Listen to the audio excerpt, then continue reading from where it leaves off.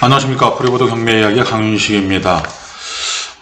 저는 이쪽 일을 하게 되면서 참 많은 사람들과 만나게 될 수 있는 좋은 직업이라고 생각한 적이 여러 번 있었습니다. 그런데 이번에도 참 좋은 분이라기보다는 제가 좀 도움을 드릴 수 있는 분과 만나서 좋은 결과를 맺은 어떤 사건이 하나 있었기 때문에 여러분들께 한번 소개해드릴까 싶어서 말씀드립니다.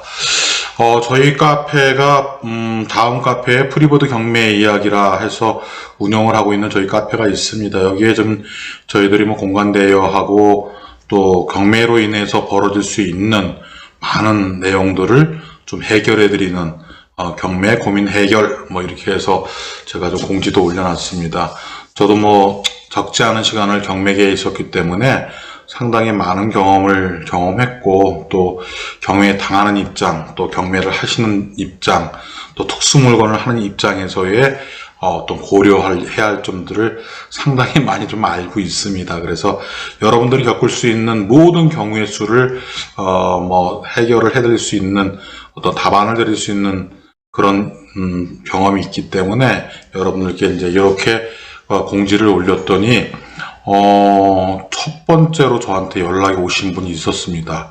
이분이 저희 사무실은 서울 서초구 교대 앞에 있는데 군산 분이에요. 근데 군산 분인데 이분이 나름대로는 열심히 사는 그 젊은 가장이신 것 같아요. 근데 나름대로 열심히 살아봐도 요즘 영끌이라 해서 집 하나 장만하려고 정말 영혼까지 끌어다가 재테크를 하고 그러시지 않습니까? 근데 이분은 조금 생각을 달리 했던 모양이에요. 조금 재테크를 더 좀 고수익 나는 쪽으로 생각하기 위해서 남들이 손 안 대는 그런 특수 분야를 손댔던 것 같아요.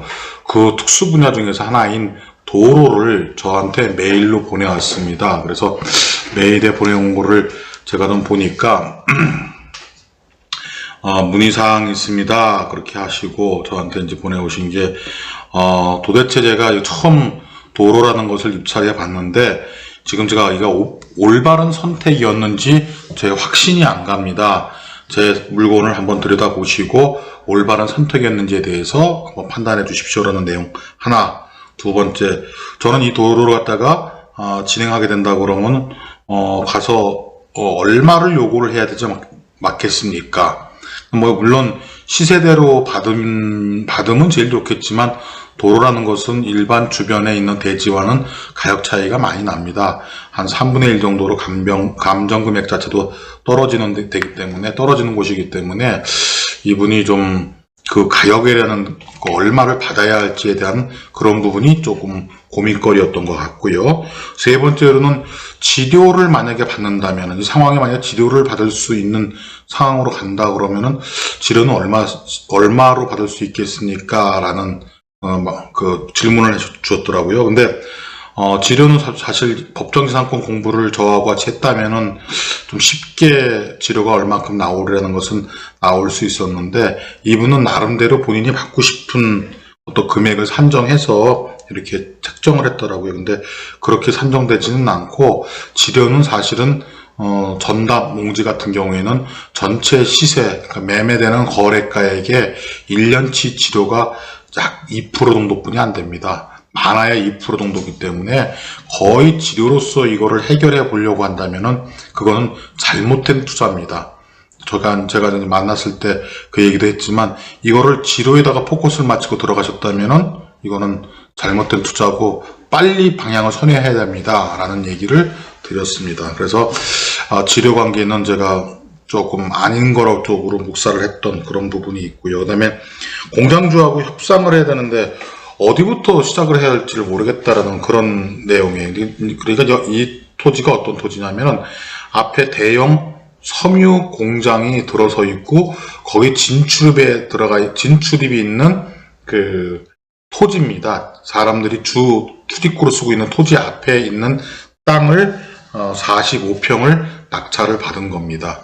언뜻 보기에 이게 이제 진출입로 막아버리면은 문제되지 않을까, 별 문제 없지 않을까 이렇게 생각을 하지만 우리가 한번 고려해 봐야 할 부분이 이 부분은 사실은 G토지통행권이라고 해서 지역권이라는 것이 있고 그로 인해서 지역권에 의해서 G토지통행권에 의한 통로를 열어줘야 할 요역지의 역할을 할 수도 있다.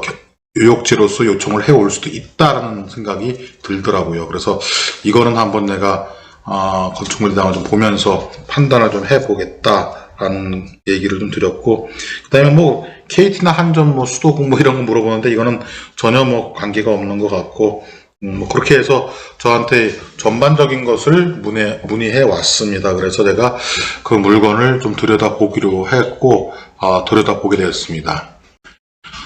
네, 저한테 그래서 물건에 대해서 현황도라든가 상황들을 정말 면밀하게 잘 그려갖고 저한테 보내주셨더라고요. 그래서 제가 조금 이해가 빨랐고 나름대로는 해결 방안을 아주 빠르게 돌출시켜서 말씀드릴 수 있었던 상황이 벌어졌습니다.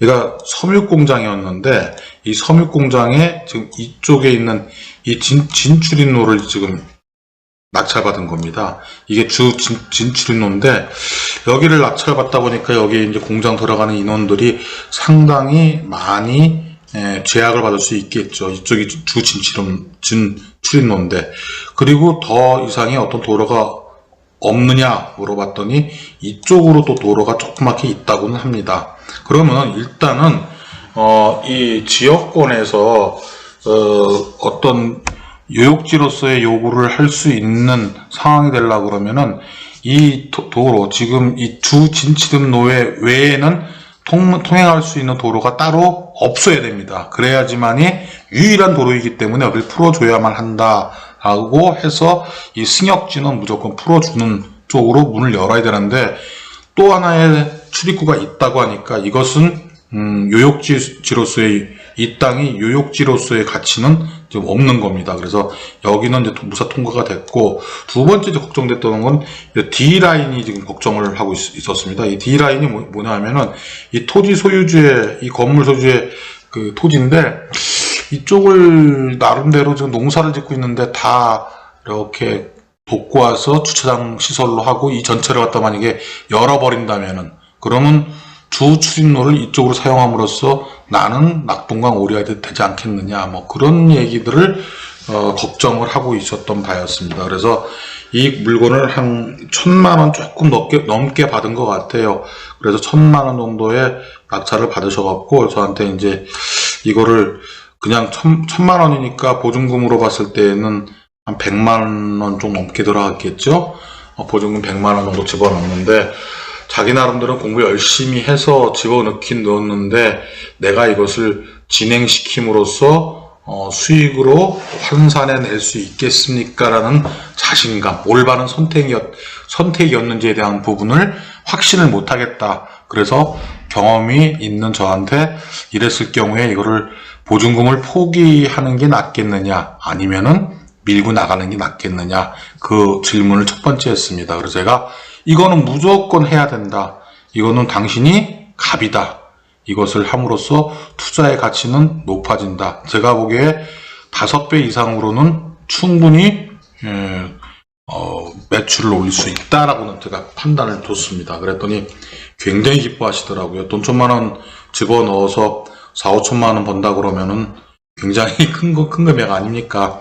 요즘 같은 뭐 부동산 투자로 재미 별로 볼 수 없는 시점에 이런 물건이라고 그러면 아주 작은 금액으로 크게 수익 보는 거죠.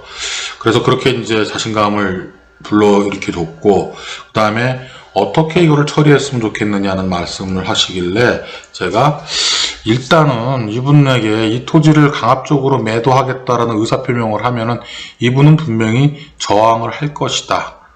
또 사람이라는 게 심리가 그렇습니다.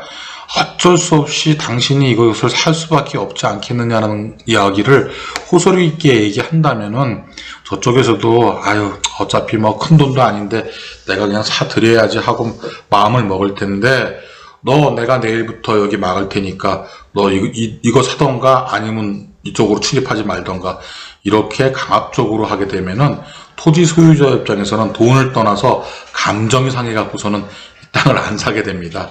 이런 감정 싸움으로 가는 이 특수 물건은 특히나 그런 부분을 아주 잘 컨트롤해야 됩니다. 그런 것들을 컨트롤하기 위해서 어떤 내용을 해야 되냐, 제가 내용 증명을 보내라고 그랬습니다.